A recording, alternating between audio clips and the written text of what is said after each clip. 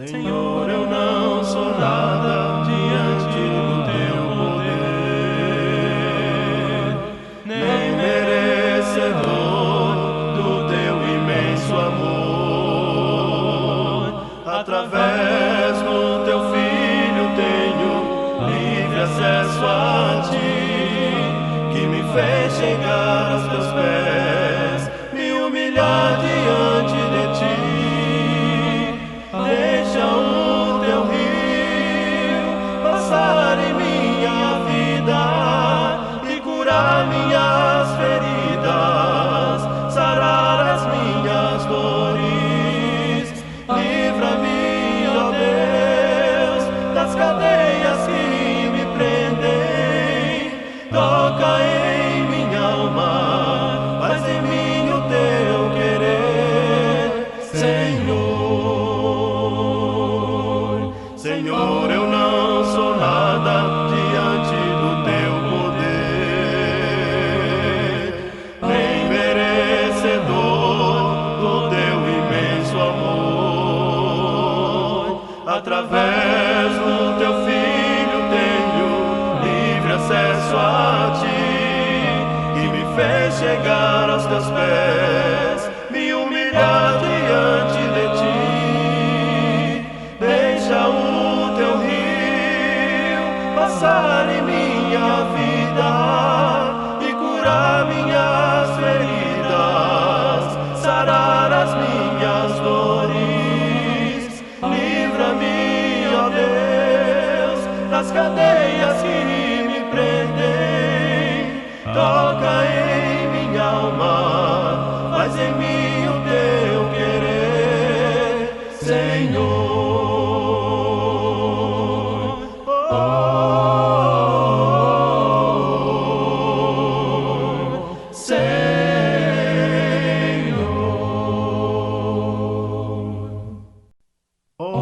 Aquele que tem o poder de fazer muito mais do que pedimos ou pensamos, conforme o seu poder que opera sobre nós. Ora, aquele que tem o poder de fazer muito mais do que pedimos ou pensamos, conforme o seu poder que opera sobre nós. A Ele seja a glória em Cristo na igreja de geração em geração.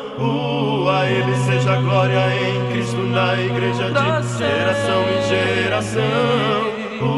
A Ele seja a glória em Cristo na igreja de geração em geração. Ora, aquele que tem o poder de fazer muito mais do que pedimos ou pensamos, conforme o seu poder que opera sobre nós. Ora, aquele que tem o poder de fazer muito mais do que pedimos ou pensamos, conforme o seu poder que opera sobre nós.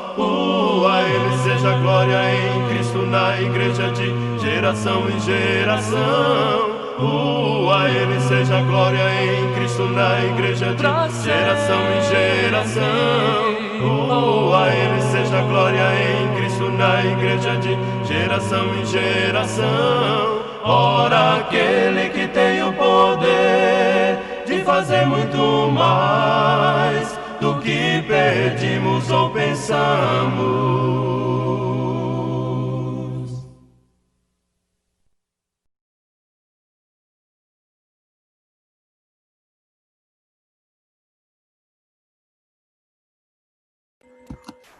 Tá me ouvindo?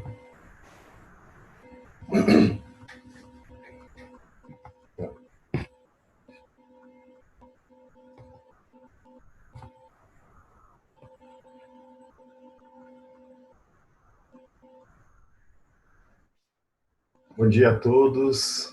É muito bom estarmos novamente aqui, mesmo que a uma tela de distância, para que possamos aprender mais a respeito dos ensinamentos da vida de Cristo.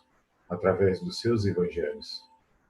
E você que nos assiste hoje, dia 12 de julho, às 9 horas da manhã, se tiver alguma pergunta, sugestão ou comentário, nos envie uma mensagem neste número de telefone que está na tela e teremos o maior prazer em lhe responder.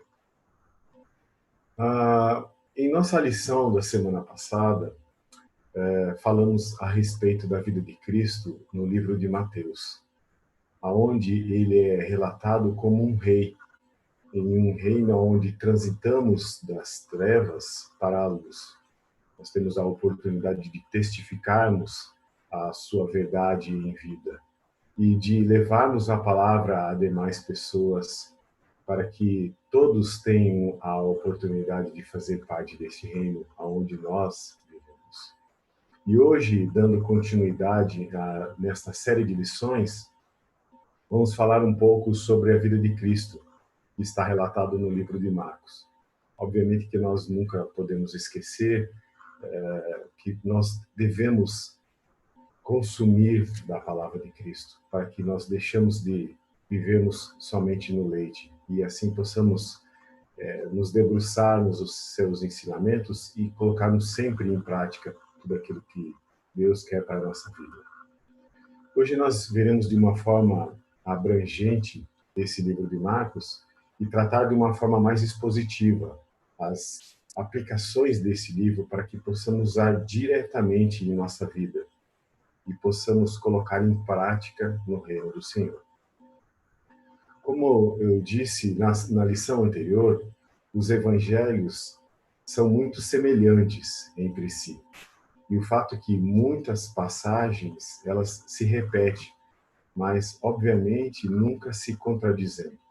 Num contexto geral, provando a inspiração através de Deus sobre todos os relatos dispostos aos escritores, bem como para a nossa contemplação através desses ensinamentos.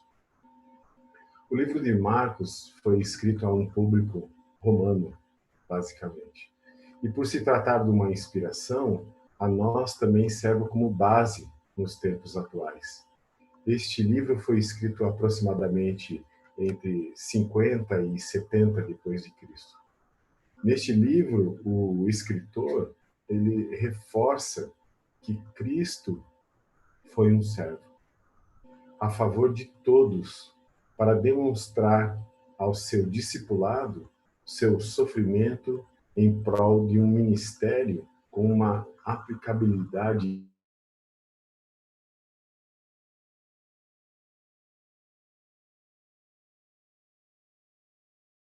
texto base para a lição de hoje se encontra no livro de Marcos, capítulo 10, versículo 45. Esse versículo que é a chave do livro, que diz assim: pois nem mesmo o Filho do Homem veio para ser servido, mas para servir e dar a sua vida em resgate por muitos. Observe que nessa passagem, Marcos, ele trata duas palavras de suma importância. E nós devemos reparar com atenção a palavra servido e servir. No livro anterior, o livro de Mateus, ele nos faz um relato de Cristo como um rei. E aqui ele é revelado como um servo em resgate de muitos. Mas antes, vamos ver o que a palavra de Deus diz no início do livro de Marcos. Marcos, capítulo 1, versículo 17, diz assim: e disse Jesus: sigam-me e eu os farei pescadores de homens. Aqui nesse início do livro de Marcos, ele já dá um indício de que Cristo quer nos mostrar como servir. Ou seja, ele mesmo ensinando aos seus ouvintes a serem pescadores de homem, como ele era. Como falei no início, a ideia aqui da nossa lição é fazer uma contextualização geral do livro, com uma ênfase nesse versículo base. que se trata sobre servir. No livro de Marcos, em momento algum, relatou-se os títulos e a autoridade divina de Cristo, mas apresentou Cristo como um servo perfeito. O livro de Marcos, em uma visão geral, relata vários aspectos que nós podemos pontuar. Ele relata a emoção de Cristo, ele relata a preocupação, o serviço, a vivacidade e também, como principal, a cruz de Cristo. Conforme falamos na lição anterior, os valores do reino são opostos a deste mundo. E se você observar em Marcos, capítulo 9, versículo 35, diz assim: assentando-se, Jesus chamou os 12 e disse: se alguém quiser ser primeiro, será o último e servo de todos. Por isso, Cristo nos descreve exatamente como devemos ser. Apresentar Cristo como um servo neste mundo, às vezes nos parece algo meio perturbador. Eu sei, muitas vezes nós temos essa dificuldade de apresentar Cristo como um servo. Mas a gente tem que sempre lembrar que ele deu todo o seu empenho no seu reino. E quando ele fala aqui sobre os seus decretos, ele nos remete sempre a uma soberania e uma autoridade, e não de um servo em ação, resultando de um exemplo de uma pessoa que está pronta a servir. Porque nós sempre temos essa conexão com a soberania e a autoridade de Cristo. Mas aqui ele realmente nos remete a Cristo em ação, resultado de um exemplo de um servo. Alguns relatos, como eu falei, sobre Cristo num panorama de servir, né? Mas Cristo nos demonstra muitas emotividades apresentadas neste livro. Para dar uma contextualizada e registrar esses atributos de Cristo em favor e aplicarmos em nossas vidas, né? Como eu falei, de uma forma expositiva é que nós vamos tratar. Vamos ver algumas passagens que descrevem este exemplo. E onde ele descreve traços de emoção no servir? Em Marcos, capítulo 1, versículo 27, a palavra diz assim: todos ficaram tão admirados que perguntaram uns aos outros: o que é isto? Um novo ensino? E com uma autoridade? Até os espíritos imundos ele dá ordens e eles obedecem. Ou seja, até os espíritos imundos admiram Cristo pelo estilo que ele tinha de servir. Em Marcos, capítulo 1 ainda, versículo 41, diz assim: cheio de compaixão, Jesus estendeu a mão e colocou nele e disse: quero, seja purificado. Ou seja, Cristo aqui, numa emoção maior ainda, se colocando em lugar daquela pessoa. Ele tendo toda aquela compaixão. Ele servindo com compaixão ao próximo. Em Marcos, capítulo 7, versículo 37, a palavra diz assim: o povo ficava simplesmente maravilhado e dizia: ele faz tudo muito bem. Faz até o surdo ouvir e o mudo falar. Eu até coloquei em caixa alta para mim: ele faz tudo muito bem, ao ponto que todas as pessoas ficam maravilhados com o jeito que Cristo servia. Mas ele também nos demonstra as suas preocupações, né? Aonde no viver, no servir dele, descritos em Marcos, capítulo 3, versículo entre o 7 e o 10, mas especificamente no 9, a palavra de Deus diz assim: por causa da multidão, ele disse aos discípulos que lhes preparasse um pequeno barco para evitar que o comprimisse.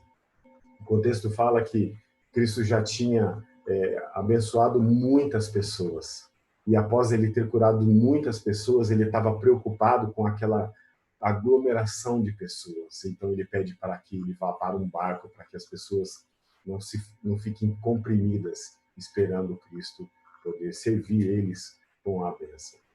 Em Marcos, capítulo 5, versículo 21 ao 34, ele conta a história sobre um dirigente da sinagoga que a filha dele estava morrendo.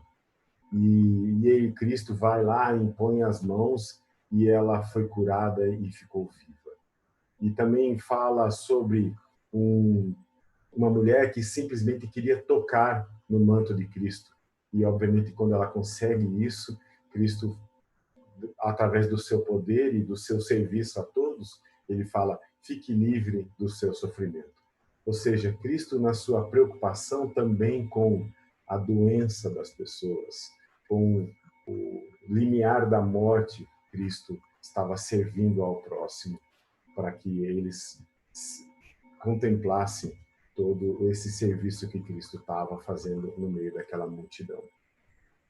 Em Marcos, capítulo 8, é uma passagem muito conhecida por nós, que fala sobre a multiplicação dos pães, né? Cristo servindo a todos, né? Cristo, naquele momento, estava atento com a fome de toda aquela população, né? De todas aquelas pessoas que estavam ali ao redor dele.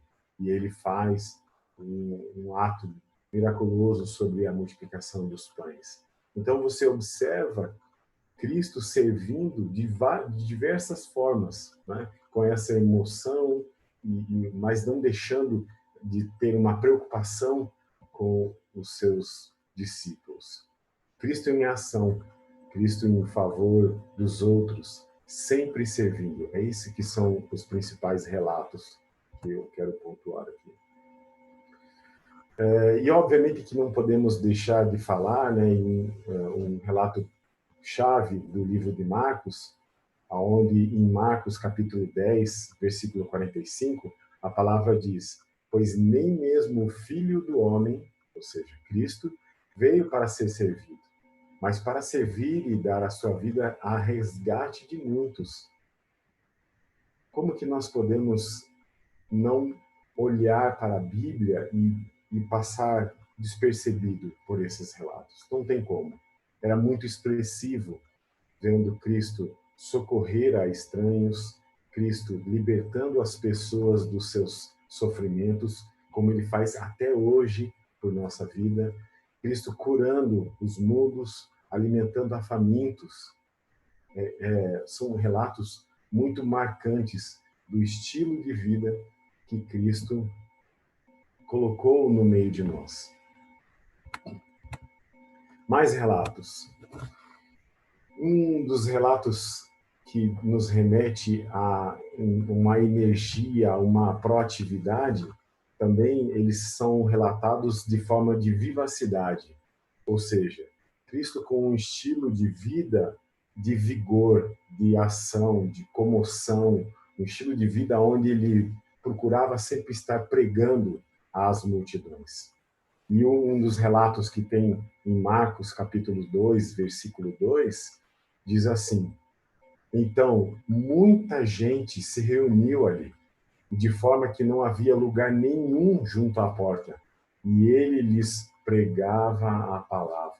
Cristo sempre estava vivo, ao tempo todo falando às pessoas.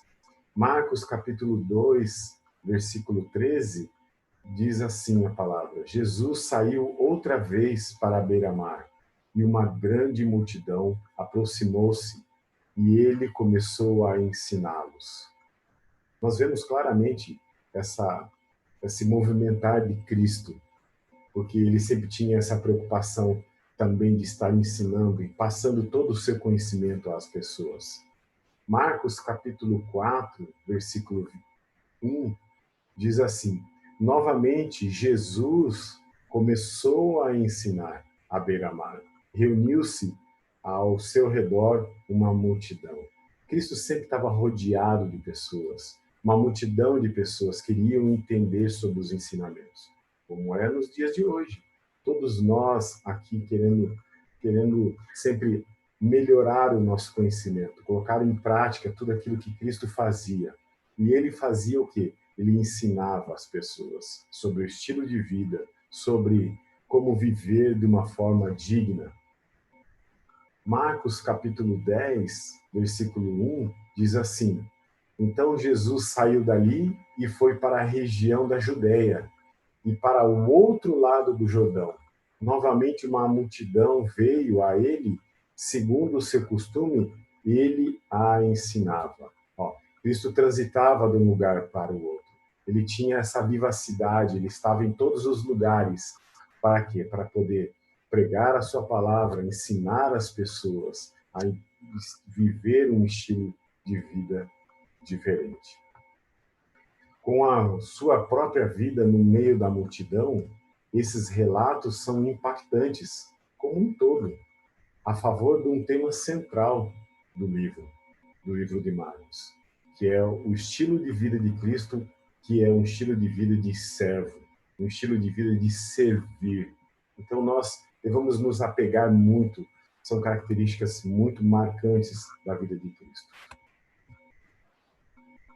Mas, na verdade, o maior exemplo que eu vejo de servir de Cristo, obviamente que são tantos relatos dessa forma de pregar e de se preocupar e ser emotivo com as pessoas, mas acho que o maior exemplo que Cristo nos deixou de como servir é quando ele fez em favor de todos nós, foi a sua morte na cruz. E isso é relatado em Marcos capítulo 15, versículo 37, né? Que mesmo demonstrando ser um servo em favor de muitos, ou melhor, de todos nós, foi morto na cruz para o perdão de todos os nossos pecados. Ou seja, até o fim da sua vida aqui na terra, serviu em nosso favor. Cristo sim, Cristo serviu em nosso favor, morrendo na cruz pelos nossos pecados. E esse relato é um relato muito marcante, aonde nós devemos entender justamente qual é o estilo de vida que devemos ter, né? E mais para frente falaremos dos propósitos e das aplicações, e nós faremos uma conexão com todas essas passagens de como que nós podemos colocar isso em nossa vida.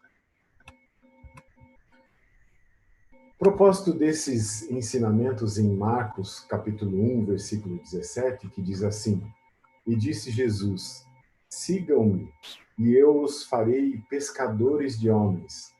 Será que nós conseguimos verificar que já desde o início Cristo está nos remetendo a fazer pescadores de homens, porque ele queria que nós fizéssemos exatamente o mesmo que ele estava fazendo. E hoje nós temos essa atribuição. Nós devemos pescar pessoas para fazer parte desse reino, né? Para que nós possamos, obviamente, servir no reino do Senhor. Então, nós temos o atributo de buscarmos pessoas para que sejam servos nos reinos de Deus. E assim nós podemos viver uma vida de contemplação com todos esses ensinamentos que Cristo tem para nós. Como eu falei no livro de Mateus, ele apresenta Cristo como um rei. E aqui, Cristo, o servo. Cristo tem humildade em servir. Será que todos nós devemos, ou melhor, será que todos nós temos essa mesma humildade em servir como Cristo serviu, no meio da multidão, procurando falar dos seus mandamentos, ensinar as suas leis, fazer todo aquele trabalho de curar as pessoas, de se preocupar com todos? Marcos capítulo 9, versículo 35 diz: Assentando-se, Jesus chamou os 12 e disse: Se alguém quiser ser primeiro, será o último e servo de todos. Aqui Cristo está nos falando que nós devemos ter humildade em se preocupar com todas as pessoas e ser a pessoa que está preocupada em servir a todas as pessoas, de uma forma que possamos passar todos os ensinamentos que Cristo tem nos deixado. Cristo nos ensina a ser humilde. E as aplicações que nós podemos colocar. Servimos com emoção, ficando sempre admirados com o que vemos na transformação que acontece em nossas vidas quando servimos. É isso mesmo. Nós nos emocionamos, porque nós temos uma satisfação grande e somos transformados constantemente quando nós temos essa oportunidade de servirmos. Estarmos atentos, olhando a necessidade do próximo. Fazendo isto, estamos no meio dos seus filhos, vivendo como eles, buscando sempre a conhecer as pessoas que fazem parte desse reino. Servimos uns aos outros, como se estivéssemos servindo a Cristo, demonstrando gratidão, felizes, e por mais feliz é dar do que receber. Então, nós temos essa emotividade de servir com emoção, porque somos mais felizes quando nós damos aos outros do que quando nós recebemos. Estamos sempre atentos a essas necessidades dos próximos, é algo que nos só tem como quando nós estamos no meio das pessoas, quando nós conhecemos efetivamente as pessoas. Como Cristo vivia no meio dessa multidão, ele conhecia as necessidades, ele estava vendo todas essas preocupações. Servimos aos outros como se estivéssemos servindo a Cristo. Isso nos dá uma gratidão imensa, porque quando nós servimos a alguém e nós não estamos olhando especificamente para aquela pessoa, ou melhor, nós estamos olhando para aquela pessoa, mas nós estamos vendo a Cristo, nós nos enchemos de alegria. E isso é que Cristo quer fazer, porque ele olha além, Cristo vê além das pessoas, ele não olha cada um especificamente naquele momento que ele estava servindo aquela multidão, ele estava preocupado com o além, aquilo que nós temos em nossas cabeças, e Cristo consegue fazer isso. E é assim que nós devemos fazer, olhar além, porque como se nós estivéssemos servindo a Cristo, e não especificamente aquela pessoa. Servimos com energia, né? Temos atitude, temos proatividade, sempre atento, observando todas e diversas formas de servir. Cristo curava pessoas, alimentava pessoas, ensinava as pessoas, ele ajudava a todos, diversas formas. Então, ter uma proatividade de como podemos fazer, olhando todas as necessidades que nos rodeiam, sem momento algum nós deixarmos que nada nos impeça a forma de que nós devemos servir. O servo dá a sua vida em serviço, sem medir esforços, e a todo tempo está disposto. Eu sei que muitas vezes nós nos preocupamos com o nosso mundo secular, e nós temos que ter essa preocupação, obviamente, mas muitas vezes nós acabamos esmorecendo o nosso desejo de servir, porque nós lembramos de todo o cansaço que nós temos no nosso dia a dia. Mas um servo verdadeiro, ele dá a sua vida, ele estende o seu servir 24 horas, ao tempo que está no trabalho, o tempo que ele está fora do trabalho, sem medir nenhum tipo de esforço. Ou seja, quando a gente menos imagina, nós temos uma oportunidade de servir as pessoas de diversas formas. E, obviamente, que isso é uma grande oportunidade para nós. O servo trabalha em favor de todos, né, e para todos. O servo dá a sua vida em sacrifício, preocupado com os outros e com todas as suas forças, como Cristo fazia. Mesmo no meio daquela multidão, ele estava se preocupando com todas as pessoas. E é assim que nós devemos ter, fazer e servir. O apóstolo Paulo, ele fala sobre a necessidade de buscarmos o interesse uns dos outros e servirmos uns aos outros para sustentar o seu argumento, ele ordena: tende em vós o mesmo sentimento que houve também em Cristo. Ou seja, só um momento que travou. Custou a Cristo a sua própria vida, o feito de tirar o homem do pecado na cruz e levá-lo à comunhão com Deus. Não para si mesmo, mas em resgate de muitos. Ou seja, Paulo fala: tenhamos o mesmo sentimento que Cristo. Seja a atitude de vocês a mesma de Cristo Jesus, que, embora sendo Deus, viveu nesse mundo, não considerou ser igual a Deus. Era algo que devia apegar-se, mas ele não se apegou, ou seja, ele foi humilde. Se esvaziou-se de si mesmo e nascer um servo, tornando-se semelhante aos homens.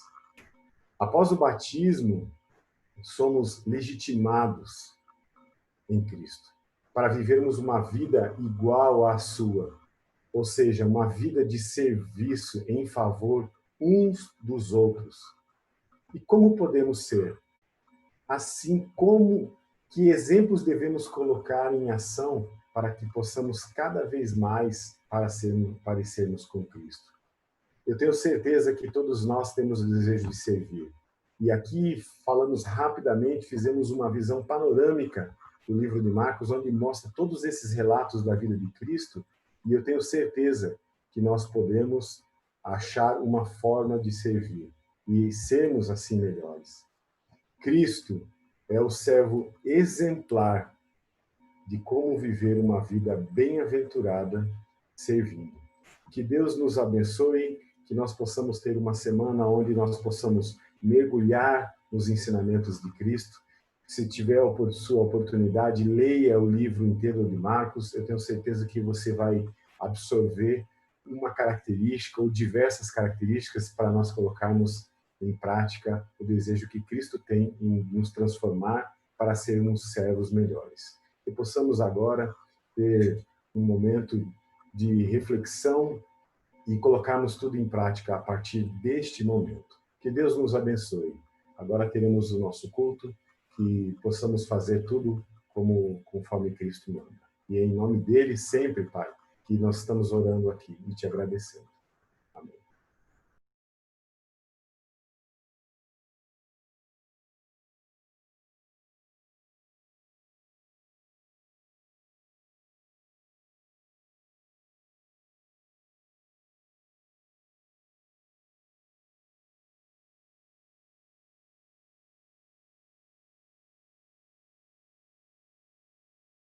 És a nossa estrela da manhã,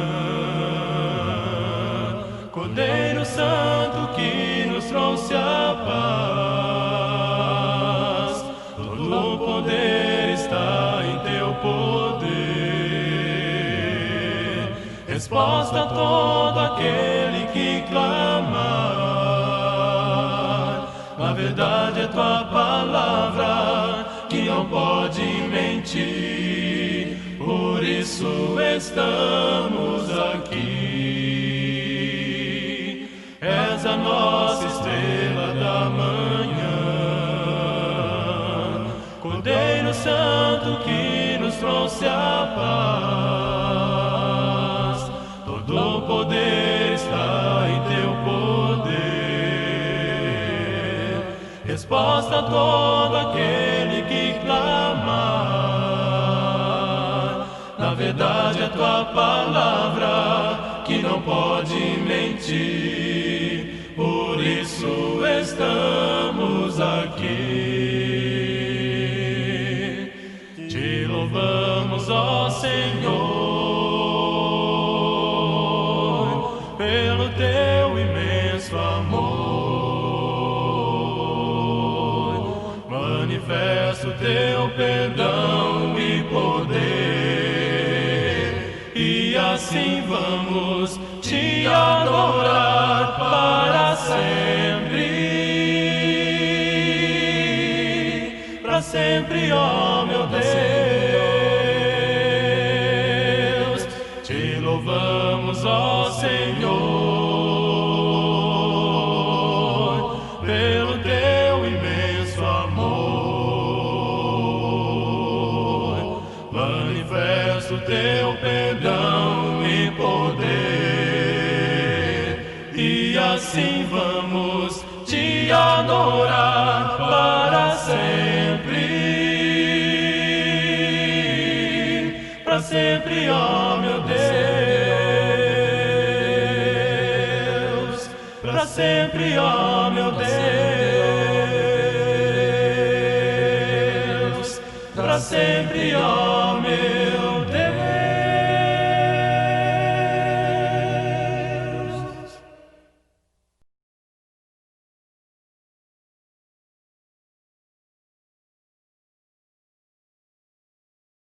Bom dia, irmãos, é muito bom estar com vocês essa manhã de domingo. Vamos cantar um hino novo e hoje é Uma Voz Me Disse. É um hino curtinho, a gente vai cantar e depois a gente vai ter nossa repetição nas outras semanas. Então, vamos louvar. Uma voz me disse lá do céu, canta, canta, canta para mim. Ora, ora, ora, uma vez mais. Segue, segue, segue após mim. Vem ser fiel até a morte, e eu serei contigo até o fim. Logo estarás aqui nos céus, onde tens uma coroa preparada para ti. Logo estarás aqui nos céus, onde tens uma coroa preparada para ti. Viu? Esse é o hino, ele é curtinho. Daqui a algumas semanas a gente vai ter a repetição desse hino novamente.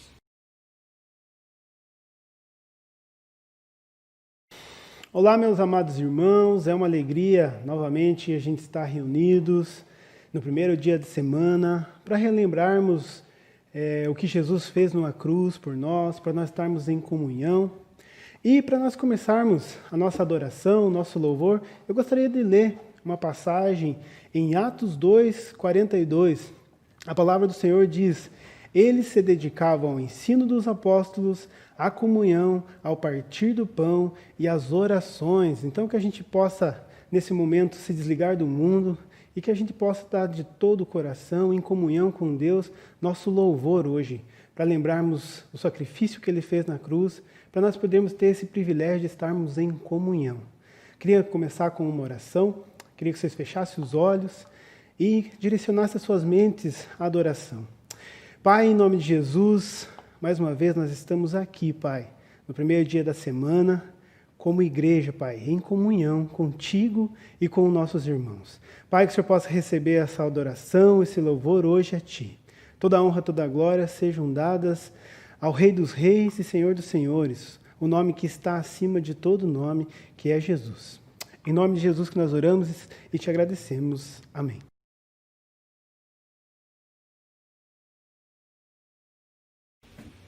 Vamos cantar louvores ao Senhor nessa manhã. Cantemos. Cante, amém, amém, alegre-se, amém, amém. Glória a Deus, amém, amém. Cante, amém, amém, alegre-se, amém, amém. Glória a Deus, amém, amém. Quando o Senhor voltar outra vez, que o povo cante, amém, amém. Quando o Senhor voltar outra vez, que o povo cante, amém, amém. Cante, amém, amém, cante, amém, amém. Que o povo cante, amém, amém. Cante, amém, amém, cante, amém, amém. Que o povo cante, amém, amém.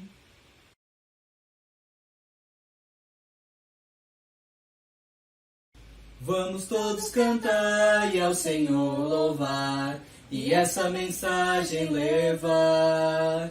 Ouça bem, meu irmão, que eu vou lhe dizer. Jesus quer amar através de você. Agora vou lhe dizer, meu irmão, eu amo você. Agora vou lhe dizer, meu irmão, eu amo você.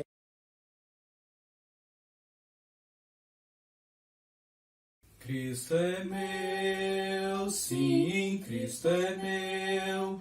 minha vida se transformou.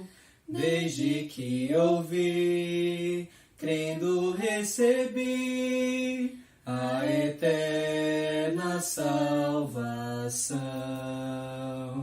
Seu perdão, Jesus trouxe a mim, nova luz minha vida ganhou. Depois de buscar, tanto procurar e achar só ilusão, vive sem motivo, vive sem razão, mas hoje a paz que eu sinto, quero ver em cada coração. Quero amar como Cristo amou, o seu sangue por mim derramou. Quero então cantar, ao seu lado andar, toda a vida lhe entregar. Vive sem motivo, vive sem razão, mas hoje a paz que eu sinto, quero ver em cada coração. Quero amar como Cristo amou, o seu sangue por mim derramou. Quero então cantar, ao seu lado andar, toda a vida lhe entregar.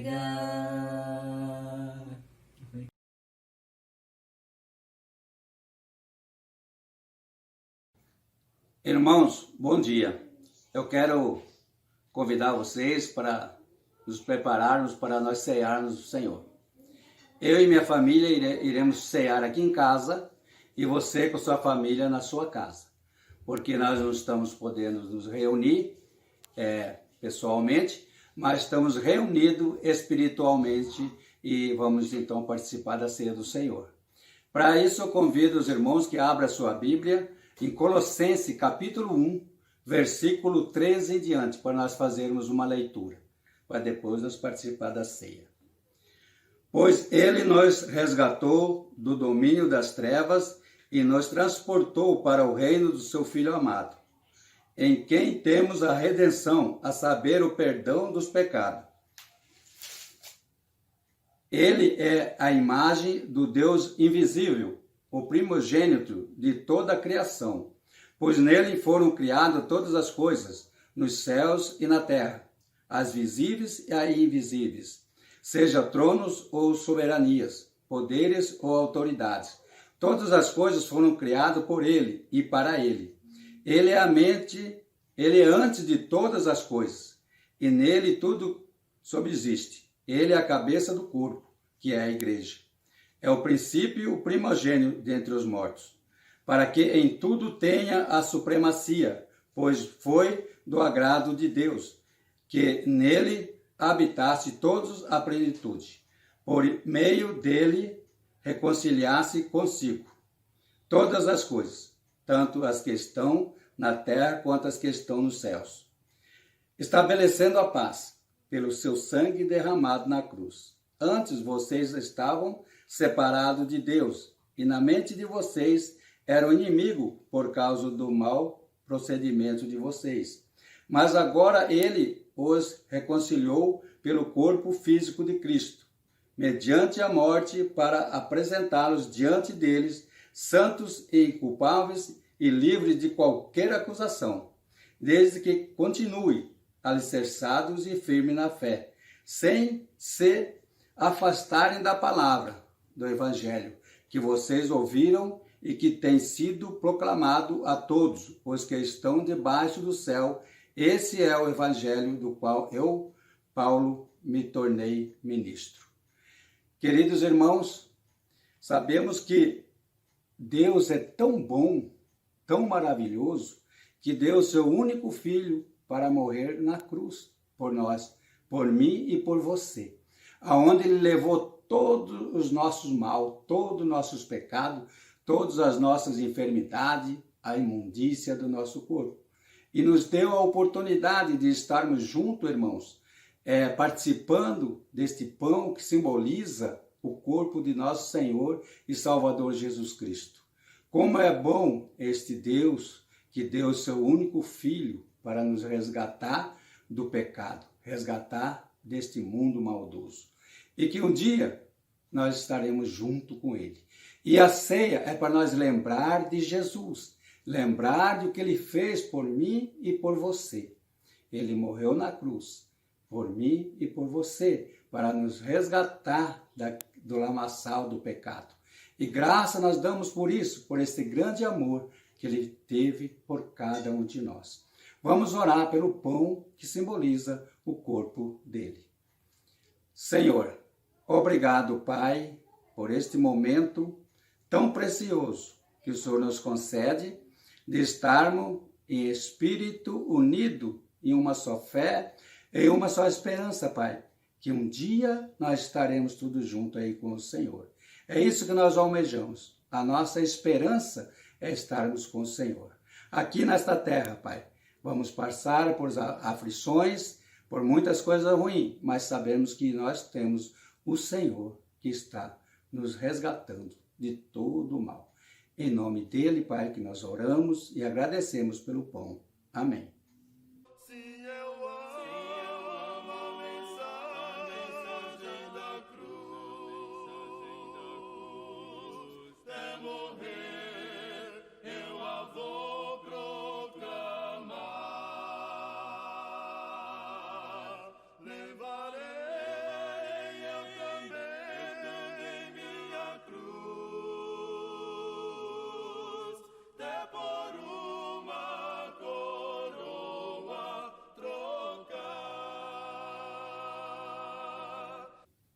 Vamos orar pelo suco de uva, que representa o sangue de Jesus Cristo derramado na cruz para a remissão de pecados.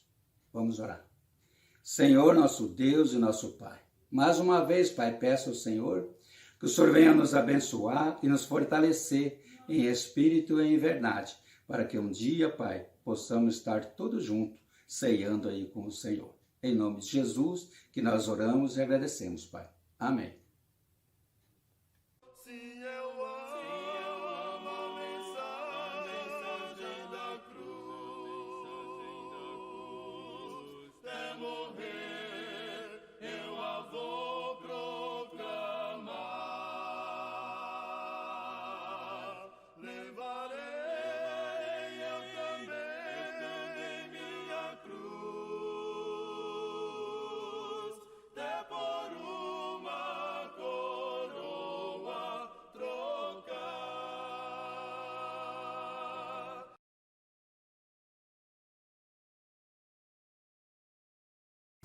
Olá, irmãos, mais uma vez estamos aqui agora para celebrar o momento da oferta e eu gostaria que vocês me acompanhassem na leitura no livro de 2 Coríntios, capítulo 9, versículos 6 e 7.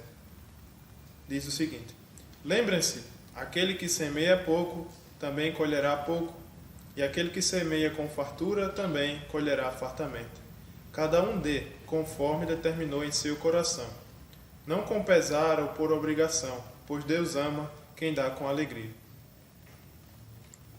Vemos aqui que o favor de Deus conosco, o seu amor, está sobre aqueles que dão com alegria. E dar não é simplesmente pegar algo e entregar a alguém. Nesse contexto, aqui Paulo está falando de generosidade, que é um atributo de Deus, é uma característica do nosso Pai. Então, se nós, ao ofertarmos, damos com alegria, damos com generosidade, estamos cada vez mais tentando ser como o nosso Pai, o nosso Deus. Então, sabemos que Deus é um Pai muito amoroso, muito generoso conosco, a ponto de sempre providenciar o que comermos, o que vestirmos. Então, nesse momento da oferta, nós estamos felizes e devemos dar o nosso melhor. devemos dar com alegria, com generosidade, pensando em dar a Deus o que temos de melhor. Como temos vários exemplos no Velho Testamento, de pessoas que se entregaram e que deram tudo a Deus do melhor que tinham. Que nós também possamos dar as primícias, os primeiros frutos do nosso sustento ao nosso Pai, que também vai ajudar os nossos irmãos, vai ajudar a nossa igreja. Então, que a gente possa pensar exatamente o que diz no versículo 9, no versículo 7 do capítulo 9. Devemos dar conforme determinou em nosso coração. Não que essa oferta venha a pesar, não que essa oferta venha a ser por obrigação, mas com amor e alegria e principalmente com generosidade. E assim vamos ser cada vez mais parecidos com Deus. Vamos orar por essa oferta. Senhor, nosso Pai, nós mais uma vez te rendemos graças porque o Senhor é dono de tudo, o Senhor é o Criador dos céus e da terra e de tudo o que neles há. Que o Senhor possa, Pai, sempre colocar em nosso coração generosidade e alegria ao entregar as nossas ofertas a Ti. Primeiramente, queremos entregar o nosso ser ao Senhor e depois a nossa oferta e que sirva para abençoar a Tua igreja, para que a Tua igreja venha fazer a obra aqui na terra. Que o Senhor possa dar-nos sabedoria para poder administrar esses recursos e que as pessoas que deles se beneficiem sejam grandemente abençoadas pela Tua mão, não pela nossa. É em nome de Jesus que nós entregamos essa oferta e essa oração a Ti. Amém.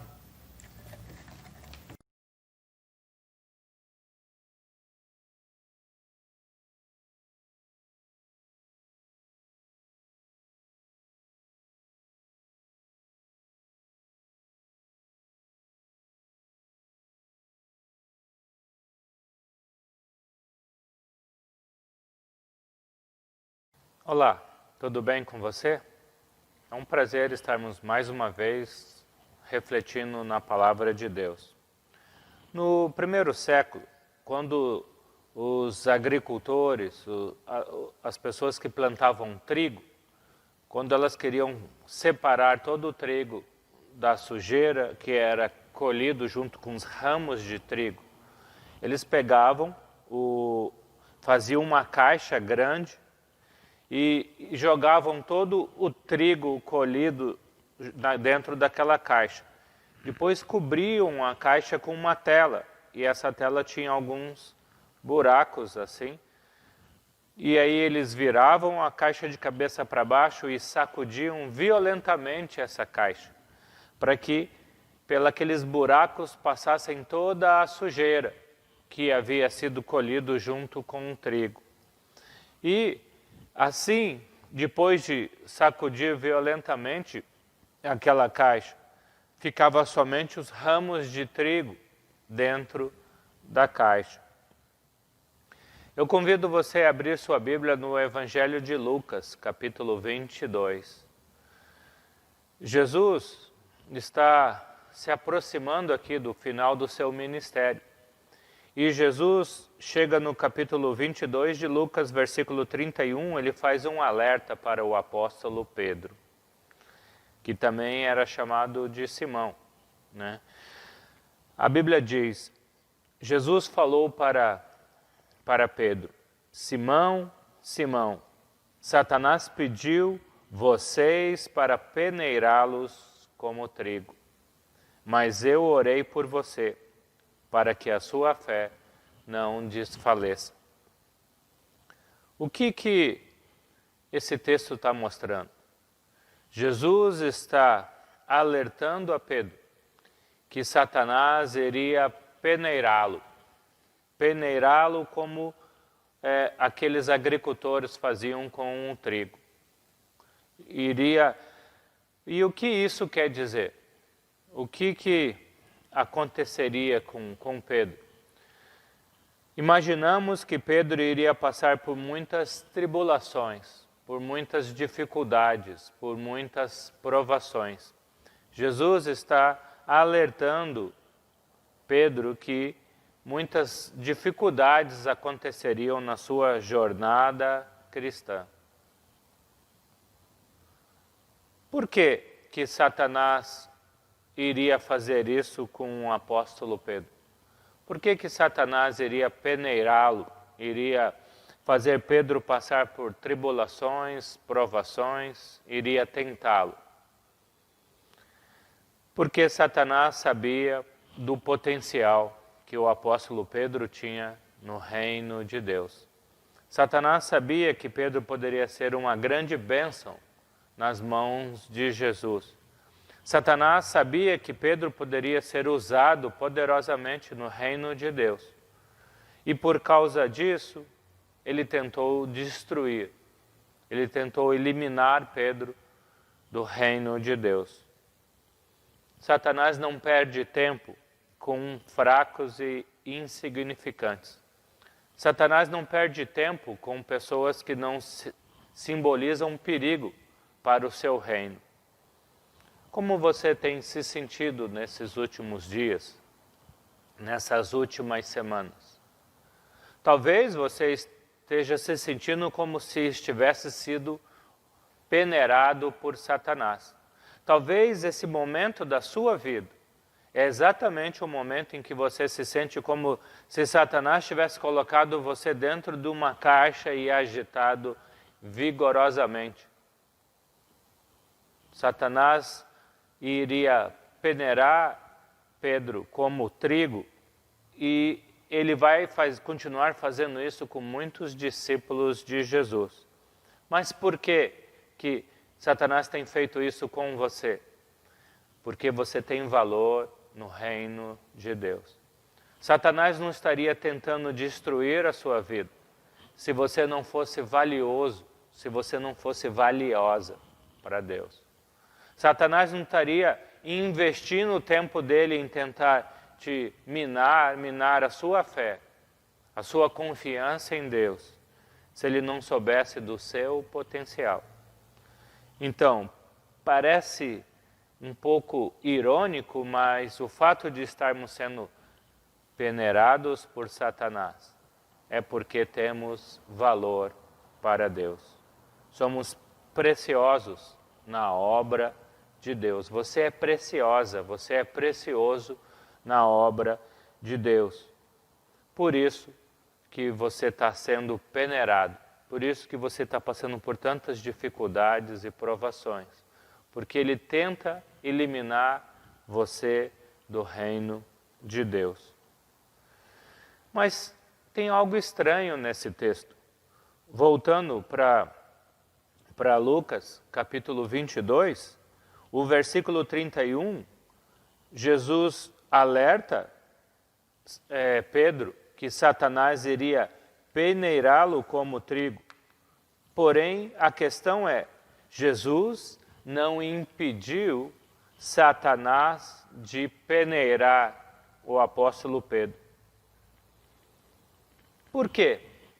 Porque Jesus não impediu, ao invés de chegar para Pedro e falar, cuidado, Satanás vai te peneirar, por que Jesus não impediu Satanás de peneirar a Pedro, de provar, de fazer Pedro passar por um obstáculo tão grande na sua jornada cristã? Será que Jesus não tinha autoridade e poder para impedir Satanás? Não tenho dúvida que ele tinha esse poder. Não tenho dúvida que Jesus tinha poder e autoridade para impedir Satanás de provar Pedro.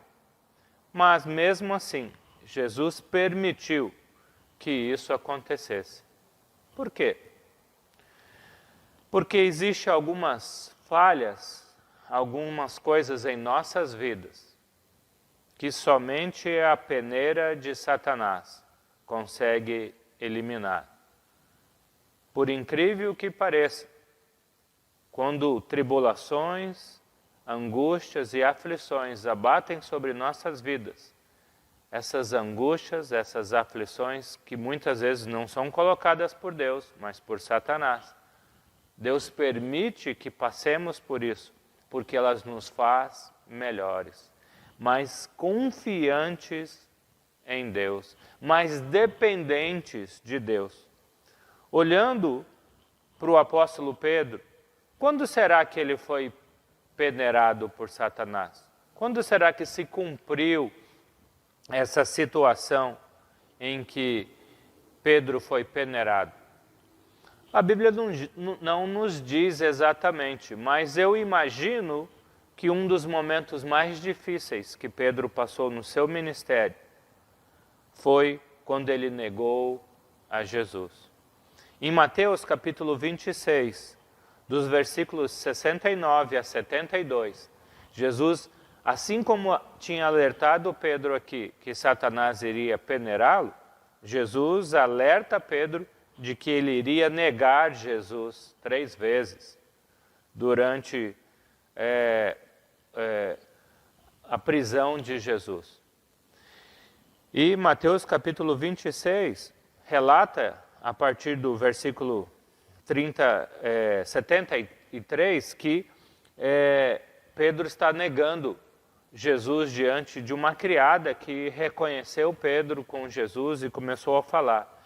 E o versículo 73 diz, Mateus 26, 73 diz: pouco depois disso, os que estavam por ali chegaram a Pedro e disseram: certamente você é um deles, um dos seguidores de Jesus. O seu modo de falar o denuncia. Pedro falava como Jesus falava. Versículo 74. Aí Pedro começou a se amaldiçoar e a jurar: não conheço esse homem. Imediatamente um galo cantou. Então Pedro se lembrou das palavras que Jesus tinha dito: antes que o galo cante, você me negará 3 vezes. E o versículo 75 termina dizendo: Pedro saiu dali e chorou amargamente.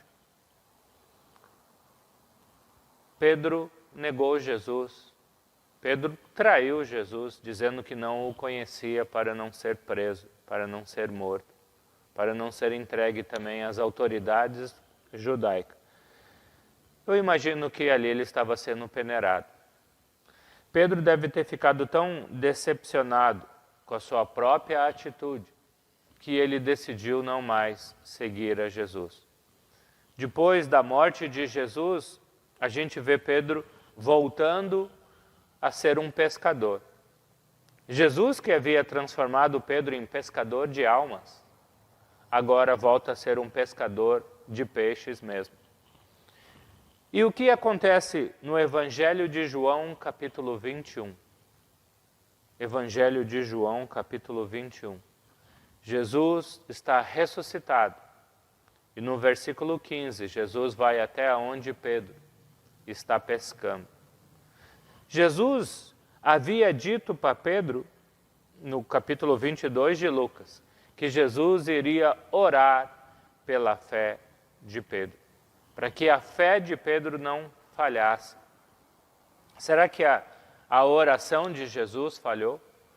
Uma vez que Pedro negou a Jesus e decidiu não segui-lo mais, será que Jesus não conseguiu fortalecer na sua oração a fé do apóstolo Pedro?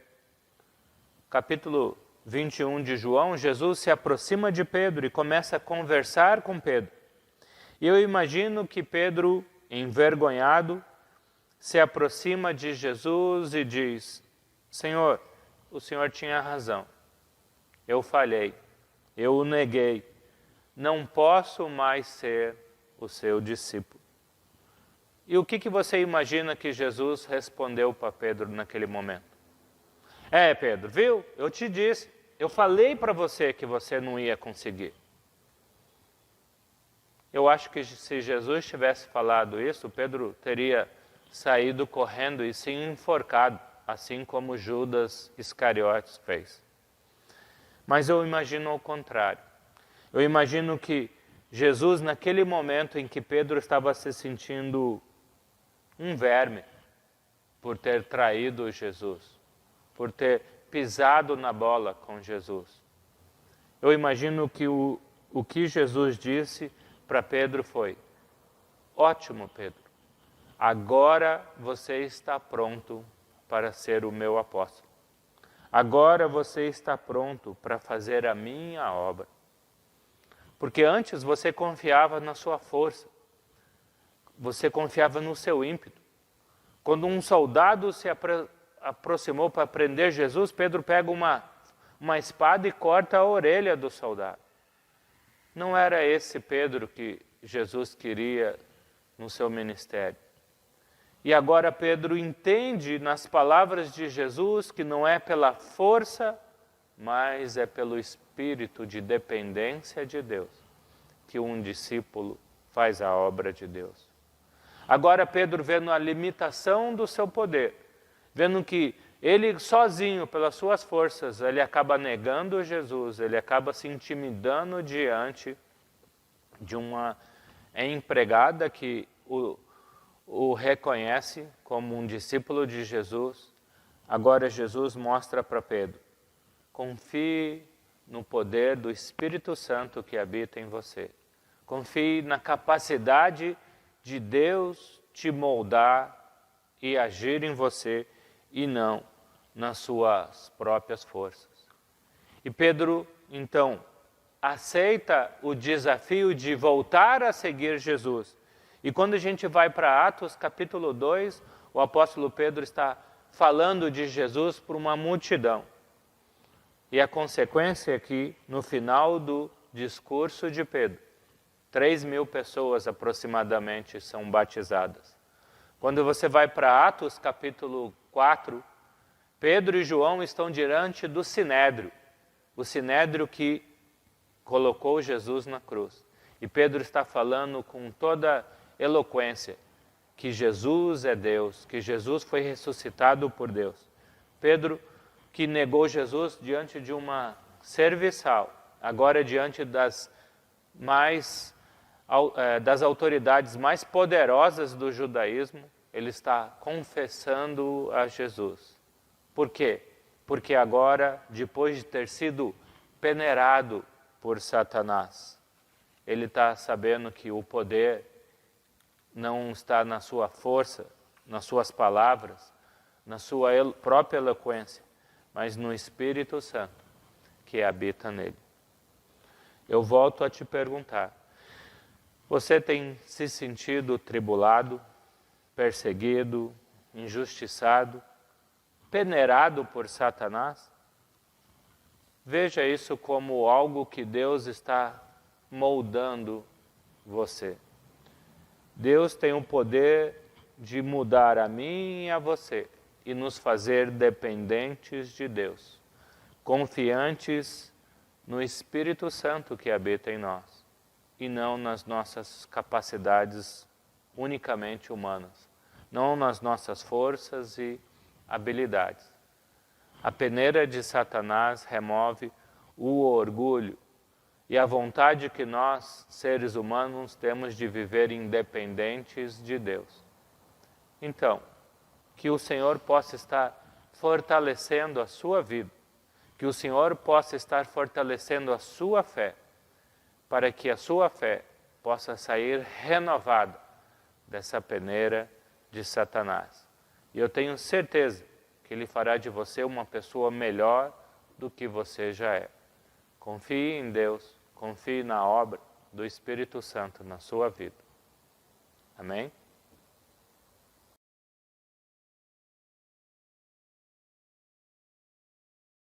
Amados irmãos, espero que estejam todos bem. Chegamos ao final de mais um culto de adoração ao Senhor. Estamos com muita saudade de vocês. Sintam-se abraçados por todos, né? Para encerrar o culto, eu gostaria de fazer uma leitura para os nossos amados irmãos. A leitura de hoje, irmãos, se encontra em Hebreus, capítulo 3, versículo 12 a 14. Hebreus 3, dos versículos 12 a 14. Onde a palavra de Deus nos diz o seguinte: meus irmãos, cuidado para que nenhum de vocês tenha um coração tão mau e descrente, que o leve a afastar-se do Deus vivo.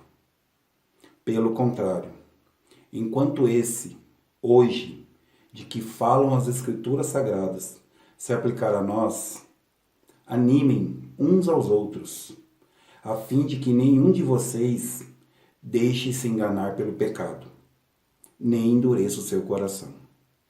Pois seremos companheiros de Cristo se continuarmos firmes até o fim na confiança que temos tido desde o princípio. É isso, irmão. Vamos confiar, vamos acreditar. Essa pandemia vai passar e logo, logo nos reveremos no nosso culto de adoração ao Senhor, só que dessa vez todos juntos, para podermos nos abraçarmos, nos cumprimentar. Vou deixar aqui uma oração para os irmãos, para nós, para que encerrarmos nossos cultos. Oremos. Senhor Deus, Pai amado e poderoso, grande, santo é o seu nome. Queremos agradecer ao Senhor pela oportunidade da vida, pela oportunidade de estarmos aqui para fazer a obra do Senhor. Senhor, estejam convosco nessa semana, que caminhem do nosso lado. Não pedimos para que nos tire do deserto, mas que estejam conosco nessa batalha que vemos enfrentando nesse mundo, Senhor. Onde perdemos entes queridos, perdemos nossos irmãos, perdemos membros de nossa família, nossos amigos, e que o Senhor tenha piedade e compaixão de todos, Senhor. É em nome de seu Filho Jesus amados, em que nós oramos, pedimos e agradecemos. Amém, Senhor.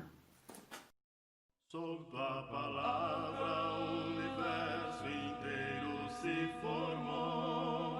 Planetas, sóis, estrelas, luas incontáveis.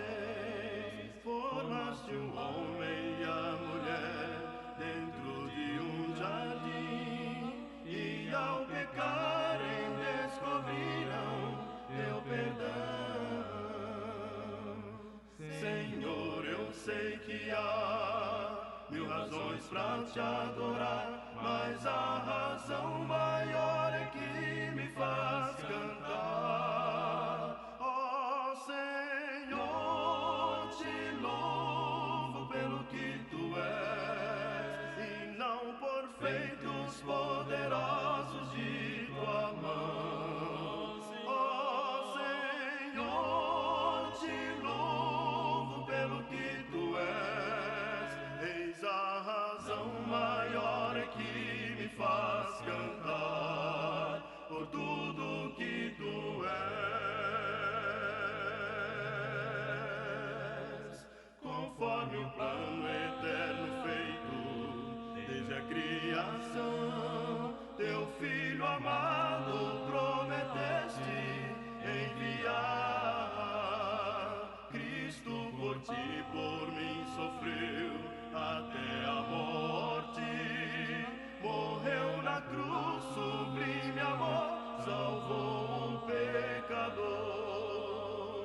Senhor, eu sei que há 1000 razões pra te adorar, mas a razão maior é que me faz cantar.